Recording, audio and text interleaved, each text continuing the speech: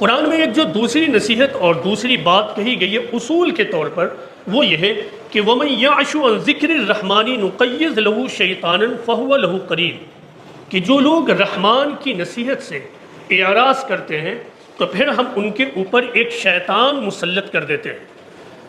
इसका तर्जुमा लोगों ने इस तरह भी किया है कि जो लोग नमाज़ों से गाफिल हो जाते हैं, जो अल्लाह के ज़िक्र से गाफिल हो जाते हैं, तो फिर अल्लाह ताला ऐसे लोगों के ऊपर शैतान मुसल्लत कर देता है। आगे की आयतों में अल्लाह ताला ये बताते हैं कि फिर वही शैतान उनका साथी बन जाता है और फिर वही शैतान उनको राह दिखाता फिरता है। लेकिन जब वो हमारे पास आएंगे तो फिर अफसोस के साथ ये कह रहे होंगे कि काश कल दुनिया में मेरे और तुम्हारे दरमियान मशरिक़ और मगरिब की दूरी होती। लेकिन अल्लाह ताला कहता है कि अब तो वक्त गुजर चुका, तुम जालिमों में से थे और तुम अब अपने जुल्म का मज़ा चखो।